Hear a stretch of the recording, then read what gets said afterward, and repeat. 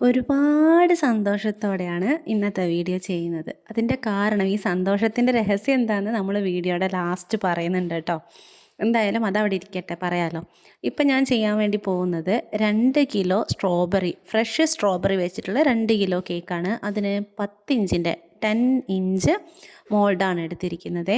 അപ്പോൾ അതിലേക്ക് ബട്ടർ പേപ്പറൊക്കെ ഒന്ന് ഇട്ട് വെക്കുന്നതാണ് നിങ്ങളിപ്പോൾ കാണുന്നത്. നമ്മൾ ഇന്നലെ ഗുരുവായൂരൊക്കെ പോയി ഓടി പിടിച്ച് വന്നതാണ്. കൊടുങ്ങല്ലൂർ പോകണമെന്നൊരു പ്ലാൻ ഉണ്ടായിരുന്നു, പക്ഷേ അതൊക്കെ ഒന്ന് സ്കിപ്പാക്കി പെട്ടെന്ന് തന്നെ നാട്ടിലേക്ക് തിരിച്ചു വരാനുള്ളൊരു കാരണമൊക്കെ ഉണ്ട്. അപ്പോൾ അതൊക്കെ ലാസ്റ്റ് പറയാം കേട്ടോ. എന്തായാലും ഇന്നലെ രാത്രിയാണ് ഗുരുവായൂരിൽ നിന്ന് എത്തിയത്. ഇന്ന് രാവിലെ തന്നെ എണീറ്റ് കേക്കിൻ്റെ പണിയാണ് ആദ്യം നോക്കിയത്. ബ്രേക്ക്ഫാസ്റ്റിൻ്റെ പണി ഏട്ടൻ നോക്കിയിട്ടുണ്ട് കേട്ടോ. അങ്ങനെ 2 കിലോ കേക്കിന് നമ്മൾ ബേക്കിംഗ് പൗഡറും ബേക്കിംഗ് സോഡയും ഇല്ലാത്ത സ്പഞ്ച് തന്നെയാണ് കേട്ടോ ചെയ്യുന്നത്. അതിന് വേണ്ടിയിട്ട് 2 കപ്പ് മൈദയാണ് അരിച്ചെടുക്കുന്നത്. 3 തവണ അരിച്ചെടുക്കുന്നുണ്ട്. നമ്മളെ ബേക്കിംഗ് പൗഡറും ബേക്കിംഗ് സോഡയും ഇല്ലാത്ത റെസിപ്പി അത്യാവശ്യം നല്ല റീച്ച് കിട്ടിയൊരു വീഡിയോ ആണ്. അതിൻ്റെ ലിങ്ക് ഞാൻ താഴെ കൊടുക്കാം. അതിൽ എല്ലാ കാര്യങ്ങളും വളരെ വിശദമായിട്ടൊരു ട്യൂട്ടോറിയൽ പോലെ പറഞ്ഞിട്ടുണ്ട്. നമ്മൾ 2 കിലോ കേക്ക് ആയതുകൊണ്ട് തന്നെ 2 തവണ 1/4 കപ്പ് പഞ്ചസാര അളന്നെടുത്തിട്ടാണ് പൊടിക്കുന്നത്. ഇത് കണക്ക് തെറ്റിപ്പോവാതിരിക്കാൻ വേണ്ടിയിട്ടാണ്. അതും കൂടെ കാൽക്കുലേറ്റ് ചെയ്ത് എടുത്തിട്ടൊക്കെ ചെയ്യുമ്പം ആൾക്കാരെൻ്റെ അടുത്ത് ഒരുപാട് ഇൻസ്റ്റയിൽ മെസ്സേജ് അയക്കും, ചേച്ചി ഇതെങ്ങനെയാണ് അളവ് വരിക എന്നുള്ളത്. അങ്ങനെയൊന്നും ചിന്തിക്കേണ്ട. 1 kgക്ക് 1/4 കപ്പ്, അപ്പോൾ 2 kgക്ക് 1/4 കപ്പും കൂടെ അധികം ഇടുക. അങ്ങനെ ഇനി നമുക്ക് 1 kgക്ക് 4 മുട്ടയാണ് എടുത്തിരുന്നത്. അപ്പോൾ 2 kgക്ക് 8 കോഴിമുട്ട. 8 കോഴിമുട്ട നമ്മൾ വൈറ്റും യോക്കും സെപ്പറേറ്റ് ചെയ്തു. അതിനിടയ്ക്ക് യോക്കിൻ്റെ മുട്ടയുടെ മഞ്ഞ കുറച്ചൊരു തുള്ളി ഇതിൽ ഉറ്റിപ്പോയ സമയത്ത് നമ്മൾ മുട്ടത്തോട് വെച്ചിട്ട് തന്നെയാണ് കേട്ടോ അത് എടുക്കുന്നത്. അപ്പോഴാണ് അത് സ്പീഡിൽ നമ്മളെ കൂടെ പോരും. അല്ലെങ്കിൽ നമ്മൾ അക്വേറിയത്തിലെ മീനിനെ പിടിക്കാൻ പോകുന്ന പോലെ ഓടി ഓടി കളിക്കേണ്ടി വരും കേട്ടോ. എന്തായാലും അതൊക്കെ ചെയ്ത് വെച്ചിട്ട് മുട്ടയുടെ വെള്ള ബീറ്റ് ചെയ്യാൻ വേണ്ടി ഇട്ടിട്ടുണ്ട്.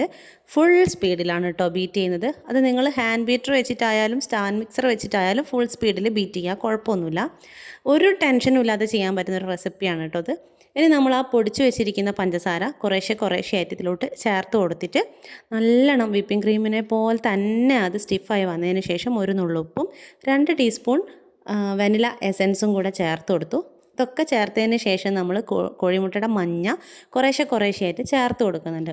ഇതൊക്കെ ചെയ്യുന്ന സമയത്ത് എന്തൊക്കെ ശ്രദ്ധിക്കണം, മുട്ട എത്ര ബീറ്റായിട്ടാണ് നമ്മളിതെല്ലാം ആഡ് ചെയ്യേണ്ടത്, അതിൻ്റെ ഒരു ടെക്സ്ചർ എവിടെ എത്തുമ്പോഴാണ്, അതെല്ലാം ഡീറ്റെയിൽ ആയിട്ട് നമ്മൾ മറ്റേ വീഡിയോയിൽ പറഞ്ഞിട്ടുണ്ട് കേട്ടോ. ഡിസ്ക്രിപ്ഷൻ ബോക്സിൽ ലിങ്ക് കൊടുക്കാം, അത് കണ്ടു നോക്കണേ, ഇത് ആദ്യമായിട്ട് കാണുന്ന ആൾക്കാരാണെന്നുണ്ടെങ്കിൽ. ഇനി നമ്മൾ 4 ടേബിൾ സ്പൂൺ ചൂടുള്ള പാലാണ് ഇപ്പം ഞാൻ ഒഴിച്ചിരിക്കുന്നത്. നല്ലോണം തണുത്തിട്ടുള്ള പാല്, അതായത് ഫ്രിഡ്ജിൽ വെച്ച തണുപ്പല്ല, റൂം ടെമ്പറേച്ചർ. ഏത് പാലാണേലും കുഴപ്പമില്ല കേട്ടോ. കാച്ചിയതാണേലും കുഴപ്പമില്ല, കാച്ചാത്താണേലും കുഴപ്പമില്ല. 4 ടേബിൾ സ്പൂൺ സൺഫ്ലവർ ഓയിലും കൂടെ ഞാനിതിൽ ചേർത്ത് കൊടുത്ത് മിക്സിങ് ഒന്ന് നിർത്തി വെച്ചിട്ടുണ്ട്.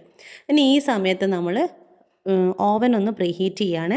200 ഡിഗ്രി സെൽഷ്യസിൽ താഴത്തെ കോയിൽ മാത്രമാണ് ഓൺ ആക്കിയിട്ടുള്ളൂ. എന്നിട്ടൊരു നമ്മൾ ഫ്ലോർ മിക്സ് ചെയ്യുന്നവരെ അത് അവിടുന്ന് പ്രീഹീറ്റ് ആയിക്കോട്ടെ.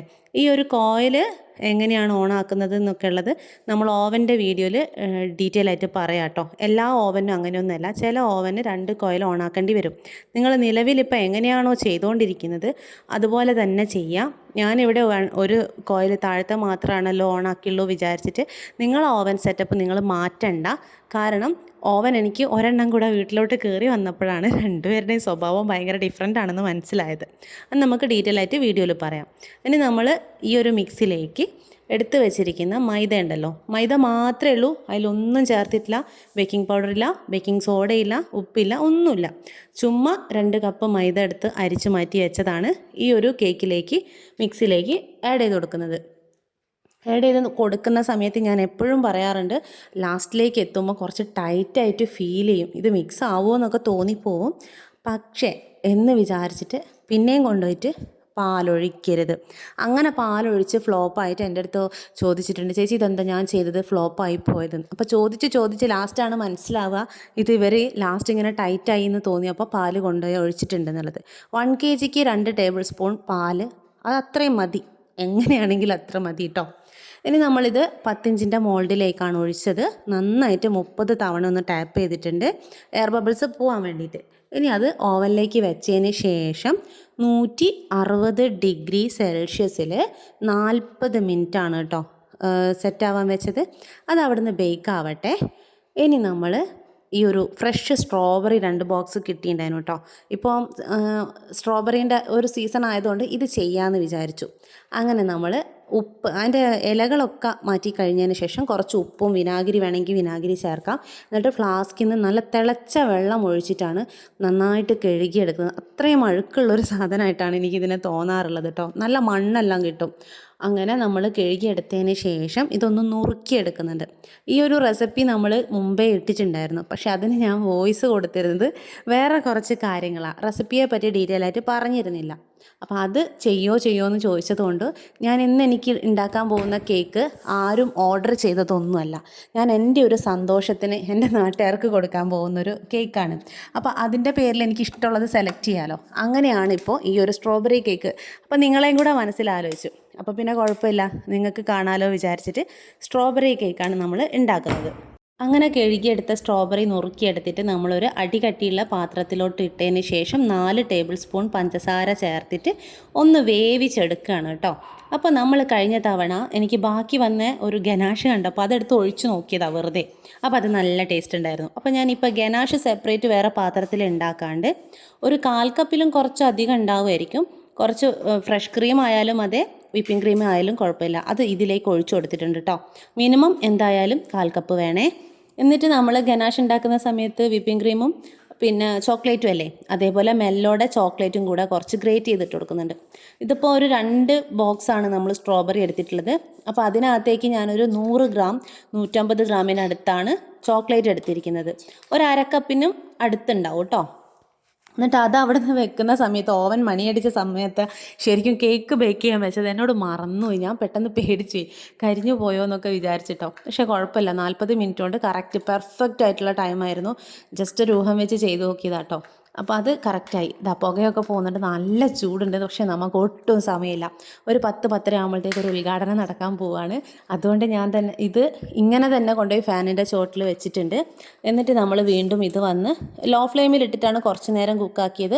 പിന്നെ അതൊരു മീഡിയം ഫ്ലെയിമിലോട്ട് മാറ്റി കൊടുത്തിട്ടുണ്ട്. ഇപ്പോൾ നമ്മൾ ഗനാഷും അതായത് ചോക്ലേറ്റും വിപ്പിംഗ് ക്രീമും പഞ്ചസാരയും പിന്നെ ഈ ഒരു സ്ട്രോബെറിയൊക്കെ കൂടെ നല്ല സെറ്റായി വന്നതിന് ശേഷം അരിപ്പയിലൂടെ അപ്പം തന്നെ സ്ട്രെയിൻ ചെയ്തെടുത്തു. കാരണം കുറച്ചും കൂടെ വെക്കുന്ന സമയത്ത് ചോക്ലേറ്റ് ഉള്ളതായതുകൊണ്ട് കട്ടയാവും, കുറച്ച് ടൈറ്റായി വരുമല്ലോ അങ്ങനെ. എന്നിട്ട് നമ്മൾ ഇതാണ് മിൽക്ക് സിറപ്പായിട്ട് യൂസ് ചെയ്യുന്നത്. അതുകൊണ്ട് തന്നെ കുറച്ച് ലൂസാക്കി എടുക്കാൻ വേണ്ടിയിട്ട് പാലൊഴിച്ചിട്ടുണ്ട്. പാലൊഴിച്ചപ്പോൾ മധുരത്തിന് കുറവ് തോന്നി, കുറച്ചുകൂടെ മിൽക്ക് മെയ്ഡും ഞാൻ ചേർത്ത് കൊടുത്തു കേട്ടോ. ഇനി നമുക്ക് ഈ ഒരു സ്പഞ്ചിനെ 3 ലെയറായിട്ട് സുഖമായിട്ട് കട്ട് ചെയ്യാം കേട്ടോ.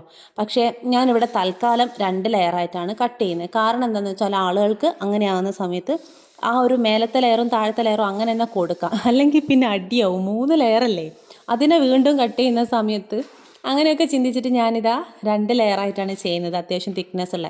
നിങ്ങൾക്ക് ഇതിന് വെനില സ്പഞ്ചാണ് ഇപ്പോൾ നമ്മൾ ഉണ്ടാക്കിയത്. എനിക്കിതാണ് ടേസ്റ്റ് ഫീൽ ചെയ്തിട്ടുള്ളത്.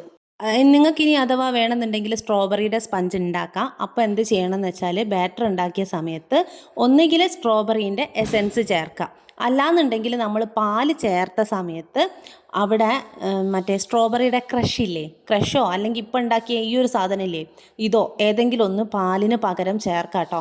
അത് പാലിന് പകരം മീൻസ് പാലിനകത്ത് മിക്സ് ചെയ്തിട്ട് 2 ടേബിൾ സ്പൂൺ ചേർക്കുന്നതായിരിക്കും, 2 കിലോ കേക്കിന് 4 ടേബിൾ സ്പൂൺ അങ്ങനെ ചേർക്കുന്നതായിരിക്കും നല്ലത്. ഞാനിപ്പോൾ ഇതിങ്ങനെ സ്പ്രെഡ് ചെയ്ത് നോക്കുമ്പം വീണ്ടും ഇരുന്ന് തണുത്തപ്പോൾ കുറച്ചും കൂടി ഒന്ന് ടൈറ്റായി. അപ്പോൾ ഞാൻ വീണ്ടും പാലൊക്കെ ഒഴിച്ച് ലൂസാക്കിയിട്ടുണ്ട് കേട്ടോ. അത് നമ്മൾ ആ ഒരു കൺസിസ്റ്റൻസി നോക്കി ചെയ്താൽ മതി. കാരണം കട്ടിയായിട്ട് കൊഴുത്തിങ്ങനെ കിടക്കുമ്പോൾ ഈ സ്പഞ്ച് അത് സോക്ക് ചെയ്യൽ കുറച്ച് ടൈം എടുക്കും. അത്രയും ടൈം എനിക്കില്ല. ഇത് ഒരു 1 മണിക്കൂർ 2 മണിക്കൂർ ഉണ്ടാക്കുന്ന ഒരു കേക്കാണ്. പെട്ടെന്ന് ചടപടയെന്ന് ഉണ്ടാക്കുന്ന ഒരു കേക്കാണ് കേട്ടോ. അപ്പോൾ നമ്മൾ ക്രീമാണെങ്കിൽ കഴിഞ്ഞ ദിവസം ബീറ്റ് ചെയ്ത് വെച്ച ക്രീമാണ്, വേറൊരു കേക്കിനെടുത്തതിൻ്റെ ബാക്കി ക്രീമാണ്. അപ്പോൾ ഇതെനിക്ക് വേറെ പാത്രത്തിലാക്കി ഇതിൽ വീണ്ടും ബീറ്റ് ചെയ്യാനുള്ള ടൈമൊന്നും ഇല്ലാത്തതുകൊണ്ട് ഞാൻ വിചാരിച്ചു തൽക്കാലം ഉള്ള ക്രീം വെച്ചിട്ട് ഈ കേക്ക് ചെയ്തതിന് ശേഷം അതേ പാത്രത്തിൽ തന്നെ വീണ്ടും നമുക്ക് ആവശ്യമുള്ള ക്രീം ബീറ്റ് ചെയ്തെടുക്കാമെന്ന്. അതുകൊണ്ട് സാധാരണ നമ്മൾ ക്രം കോട്ടൊന്നും ചെയ്യാതെയാണ്, ക്രം കോട്ട് ചെയ്യാണ്ട് ഫൈനൽ കോട്ടിലേക്ക് പോവുക ചെയ്യുക, അതായത് സെറ്റ് ചെയ്യാനൊന്നും വെക്കാണ്ട്. പക്ഷെ ഇത്തവണ നമുക്ക് വേറെ വഴിയൊന്നുമില്ല. ഈ ഒരു കേക്ക് ഫ്രിഡ്ജിൽ വെച്ചതിന് ശേഷം വേണമല്ലോ വീണ്ടും ക്രീം ബീറ്റ് ചെയ്യാൻ വേണ്ടിയിട്ട്. അങ്ങനെ ഇനി നമ്മൾ നേരത്തെ കട്ട് ചെയ്ത് വേവിച്ചെടുത്ത് വെച്ചിട്ടുള്ള സ്ട്രോബെറി ഇതിനകത്തോട്ട് ഫില്ലിങ്സ് ആയിട്ട് കൊടുത്തിട്ടുണ്ട്. ഇനി നമ്മൾ ഇതിൻ്റെ മുകളിൽ വേറെ മിൽക്ക് മെയ്ഡോ ഇതൊന്നും ചേർക്കേണ്ട ആവശ്യമില്ല. അതൊക്കെ നമ്മൾ ഓൾറെഡി കേക്കിനകത്ത് എത്തിക്കഴിഞ്ഞു അല്ലേ. അതുകൊണ്ട് അതൊക്കെ സെറ്റ് ചെയ്തതിന് ശേഷം നമ്മൾ അടുത്ത ലെയറും കൂടെ വെച്ചിട്ട് കേക്ക് സെറ്റാക്കുക. ഈ ഒരു ഭാഗമില്ലേ, ഏറ്റവും അടിഭാഗം കാണാൻ നല്ല ഭംഗിയായിരിക്കും, ഫിനിഷിംഗ് ഉണ്ടാവും. അപ്പോൾ സാധാരണ എല്ലാവരും അത് കമിഴ്ത്തി വെച്ചിട്ടാണ് ഏറ്റവും ടോപ്പിൽ ചെയ്യുക. പക്ഷെ എനിക്ക് തോന്നിയ ഒരു കാര്യം പറയുകയാണേ, അങ്ങനെ വെച്ച കേക്ക് ഉണ്ടല്ലോ, നമ്മളെല്ലാം കഴിഞ്ഞ് കസ്റ്റമർ കട്ട് ചെയ്യുന്ന സമയത്ത് സ്റ്റാർട്ടിങ്ങിലൊരു ബുദ്ധിമുട്ടങ്ങ് തോന്നി പെട്ടെന്ന് സോഫ്റ്റായിട്ട് അങ്ങ് പോകുന്ന പോലെയാണ് കട്ട് ചെയ്യുമ്പോൾ ഉണ്ടാവുക. അപ്പോൾ കേക്കിന് ചെറിയൊരു ഒലച്ചിലൊക്കെ വരും. പക്ഷേ ഇത് തിരിച്ച് വെക്കുന്ന സമയത്ത് A to Z നമുക്ക് മേലെ മുതൽ താഴെ വരെ നല്ല സോഫ്റ്റായിട്ട് അങ്ങ് കട്ട് ചെയ്യാൻ പറ്റും. ഞാൻ വീഡിയോ ഇട്ട സമയത്ത് പലരും ചോദിച്ചിട്ടുണ്ട് എന്ത് സോഫ്റ്റാണ് കേക്ക് എന്നുള്ളത്. കട്ട് ചെയ്യുമ്പോൾ ഭയങ്കര സ്മൂത്തായിട്ട് പോവുമല്ലോ. അത് ഞാൻ ഇങ്ങനെ വെച്ചതുകൊണ്ടായിരിക്കണം കേട്ടോ, എൻ്റെ ഒരു തോന്നലാണിത്, ശരിയാണോ എന്ന് എനിക്ക് അറിഞ്ഞൂടാ. അപ്പോൾ നമ്മൾ ഏറ്റവും ടോപ്പിൽ ബാക്കിയുള്ള ക്രീം മൊത്തം ഇട്ടിട്ട് ജസ്റ്റ് ഒരു ക്രം കോട്ട് പോലെ സെറ്റ് ചെയ്യാണ്. എന്നിട്ട് നമ്മൾ ഫ്രിഡ്ജിലോട്ട് വെക്കുന്നുണ്ട്. ഞാൻ വിചാരിച്ചു എന്തായാലും സെറ്റ് ചെയ്യാൻ സമയമില്ല, അതുകൊണ്ട് ഫ്രീസറിലാണ് തൽക്കാലം വെച്ചേക്കുന്നത്. ഇനി ഇതാ നമ്മൾ ആ യൂസ് ചെയ്ത പാത്രം കഴുകൊന്നും ചെയ്തിട്ടില്ല കേട്ടോ. അതിനകത്ത് അവിടെ ഇവിടെയൊക്കെ ആയിട്ട് നമ്മൾ നേരത്തെ എടുത്ത വിപ്പിംഗ് ക്രീം ഉണ്ട്. അത് ആ പാത്രത്തിലോട്ട് തന്നെയാണ് നമ്മൾ അടുത്ത വിപ്പിംഗ് ക്രീം ഒഴിച്ചു കൊടുക്കുന്നത്. അത് പലർക്കും ഭയങ്കര എനിക്കൊക്കെ ആദ്യം ഭയങ്കര ടെൻഷൻ അതായിരുന്നു. ഈ പാത്രം അങ്ങനെ കഴുകി ഉണക്കി എടുത്ത് വെക്കുക എന്നുള്ളത് ഭയങ്കര ടാസ്കല്ലേ. ഇത് തീരുന്ന സമയത്ത് ഇനി അടുത്തത് അടിക്കണമെങ്കിൽ പുതിയ ഇതെടുത്ത് അടിക്കണം എന്നുള്ളൊരു വിചാരമൊക്കെ എനിക്കുണ്ടായിരുന്നു. പക്ഷെ അതൊന്നും കുഴപ്പമില്ലയെന്ന് എനിക്കിപ്പോൾ മനസ്സിലായി. ആ ടെൻഷൻ എനിക്ക് ഒഴിവായപ്പോൾ നിങ്ങളോടും കൂടെ ഷെയർ ചെയ്താണേ.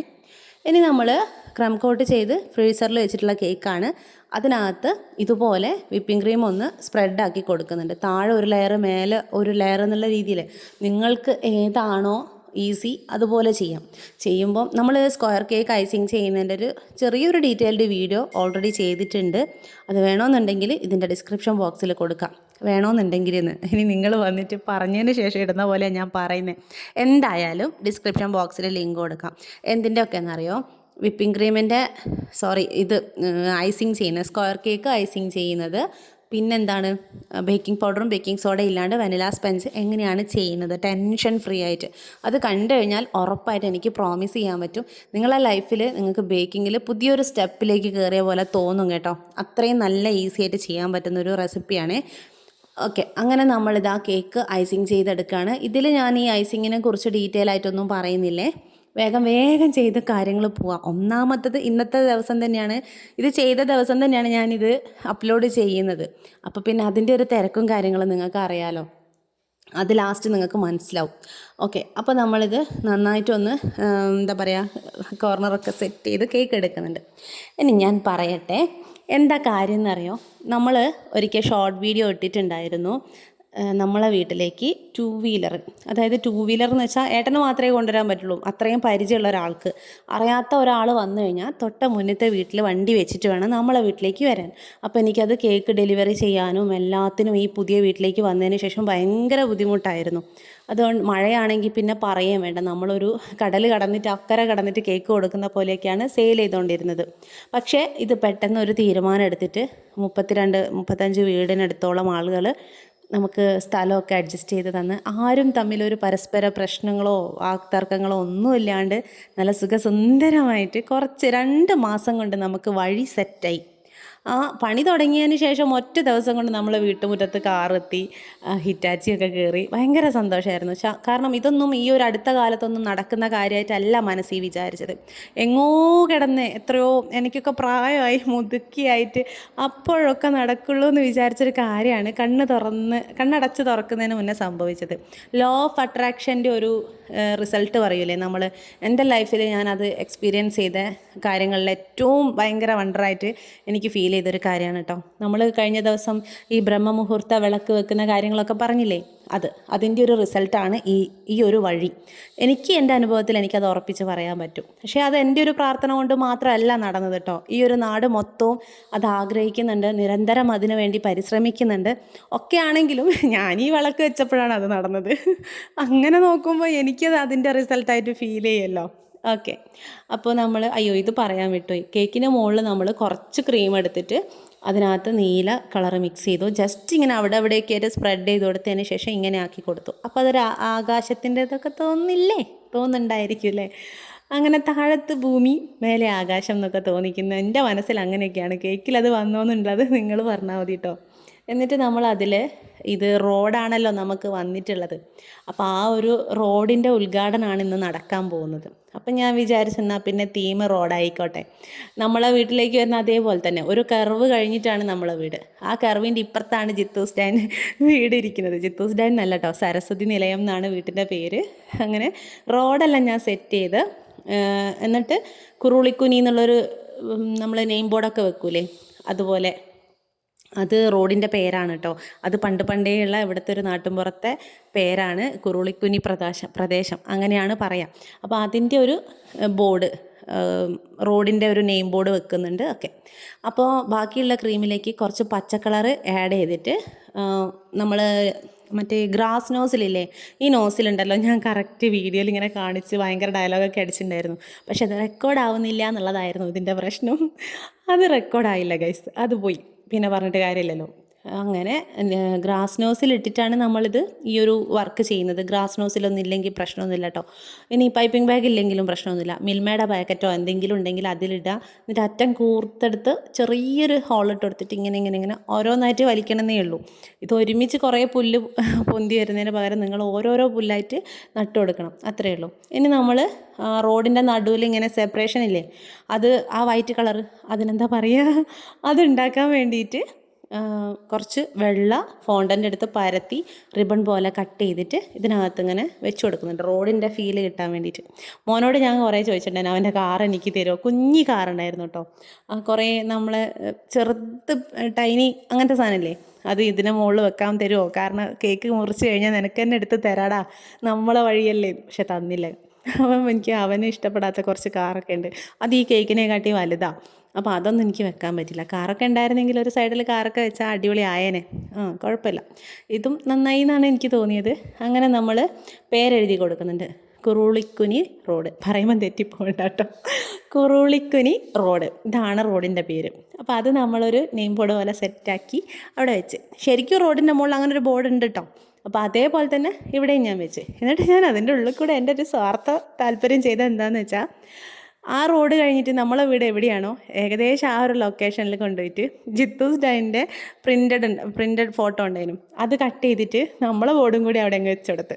എന്താണ് അങ്ങനെ എന്താണെന്ന് വെച്ചാൽ എനിക്ക് ഭയങ്കര സന്തോഷം. എൻ്റെ ഒരു സന്തോഷത്തിൻ്റെ ഭാഗമായിട്ട് ഇതാരും ആവശ്യപ്പെടാണ്ട് ചെയ്യാണ്. ഉദ്ഘാടനം നടക്കുന്നുണ്ട്, മെമ്പർ വന്നിട്ടാണ് ഉദ്ഘാടനം ചെയ്യുന്നത്, നാട്ടുകാർ മൊത്തം ഉണ്ട്. നല്ല ഗ്രാൻഡ് പരിപാടി കേട്ടോ. ഒരു റോഡ് വന്നതിന് ഇങ്ങനെയും ഒരു ഉത്സവമാക്കിയത് എന്തുകൊണ്ട് എന്നൊക്കെ ചിലപ്പോൾ ആളുകൾ ചിന്തിക്കുന്ന തരത്തിലുള്ള പരിപാടിയൊക്കെ ആയിരുന്നു. പക്ഷേ അതിനകത്ത് റിബൺ കട്ട് ചെയ്യുക, ഒരു ഘോഷയാത്ര പോലെ ആ റോഡ് തീരുന്നിടത്ത് വരെ പോവുക, ബാക്കി കലാപരിപാടികൾ, ഉച്ചയ്ക്ക് ഫുഡ്, ഇതൊക്കെ ഉണ്ട്. പക്ഷേ ഞാൻ വിചാരിച്ചു നമ്മളെ വക ഒരു കേക്കും കൂടെ കൊടുക്കാം. കേക്ക് കൊടുക്കുക, നമുക്ക് എന്തൊക്കെ ചെയ്യാൻ പറ്റുമോ അതൊക്കെ കൊടുക്കുക എന്നുള്ള രീതിയിൽ സെറ്റ് ചെയ്തു. അപ്പോൾ റിബൺ കട്ട് ചെയ്യുന്ന അടുത്ത് തന്നെ നമ്മൾ ഇങ്ങനൊരു കാര്യം പറയുമ്പോഴത്തേക്കും ഒരു കേക്ക് ഞാൻ ചെയ്യുന്നുണ്ട് കേട്ടോ എന്നറിഞ്ഞാൽ മതി, ബാക്കി നാട്ടുകാർ കൂടെ സപ്പോർട്ടാണ്. അങ്ങനെ നാട്ടുകാരെല്ലാവരും കൂടെ അവിടെ ഒരു ടേബിൾ ഇട്ട് നമ്മളെ ടേബിൾ സെറ്റൊക്കെ അറേഞ്ച് ചെയ്തതാ, അടിപൊളി. ഈ ലഡു പക്ഷേ നമ്മളെ വകയല്ല കേട്ടോ, ആ ചോക്ലേറ്റും കേക്കും നമ്മൾ വെച്ചതാണ്. അപ്പോൾ ടേബിൾ സെറ്റ് പോലെ തന്നെ വെച്ചു, എല്ലാവരും വന്നു. ഇത് ശരിക്കും ഭയങ്കര ഈ ഒരു പ്രദേശത്തെ ഉത്സവം തന്നെയായിരുന്നു കേട്ടോ. ഞാനതാ കുമ്പിട്ട് പോകുന്നുണ്ട്. ഇനി നമ്മൾ ഉദ്ഘാടനമൊക്കെ കഴിഞ്ഞിട്ട് ശരിക്കും ഇന്നത്തെ ഒരു ദിവസം ലൈഫിൽ എന്താ പറയുക, ഒരുപാട് നമുക്ക് സൂക്ഷിക്കാനും പഠിക്കാനും ഉള്ള കുറേ എന്തെന്നാ അതിൽ പറയുക, ഗുണപാഠം കുറേ ഉള്ളൊരു ദിവസമായിരുന്നു ഇത് ഞാനെല്ലാം A to Z നമ്മളായിരുന്നു ഫോട്ടോഗ്രാഫർ. അങ്ങനെ അതെടുത്ത് വെച്ചിട്ടുണ്ട്. അത് താല്പര്യം ഉണ്ടെങ്കിൽ ഒരാൾക്കെങ്കിലും കാണണമെന്ന് ആഗ്രഹം പറഞ്ഞിട്ടുണ്ടെങ്കിൽ ഞാനത് അപ്ലോഡ് ചെയ്യും, ഉറപ്പായിട്ട് അപ്ലോഡ് ചെയ്യും കേട്ടോ. അങ്ങനെ ഇതൊക്കെയാണ് നമ്മളെ കുട്ടിപ്പട്ടാളങ്ങളൊക്കെയാണ് കേട്ടോ ചെണ്ടക്കാർ. വലിയ ചെണ്ടവാദ്യം പഠിച്ച ആൾക്കാരൊന്നുമല്ല, എല്ലാം മൊത്തത്തിൽ നാട്ടുകാരുടെ ഒരു കൂട്ടായ്മ മാത്രമാണിത്. അല്ലാണ്ട് അങ്ങനെ വലിയ സംഭവമായിട്ടുള്ള അങ്ങനത്തെ കാര്യമൊന്നുമല്ല, എല്ലാം നാട്ടുകാർ തന്നെ, നമ്മളെ സ്വന്തം നാട്ടുകാർ തന്നെയാണ്. ഉദ്ഘാടനം നടന്നെടുത്ത് വെച്ച് തന്നെ നമ്മളിതൊക്കെ എല്ലാവർക്കും വിതരണം ചെയ്തു. ഉദ്ഘാടന വിശേഷങ്ങൾ അറിയണമെന്നുണ്ടെങ്കിൽ ജസ്റ്റ് കമൻറ്റ് ചെയ്യണേ. അപ്പോൾ tata bye bye, see you. നമ്മൾ സാധാരണ മത്സരങ്ങളിലാണ് വിജയം ഉണ്ടാവുക അല്ലെങ്കിൽ തോൽവി ഉണ്ടാവുക. പക്ഷെ മത്സരിക്കാതെ ഒരു പറ്റം ആൾക്കാർ ഒരുമിച്ച് തോൽക്കാതെ മുന്നോട്ട് വന്നിട്ടുള്ള ഏറ്റവും വലിയ വിജയമാണ് ഇപ്പോൾ ഇവിടെ കാണുന്നത്. അത് മാത്രം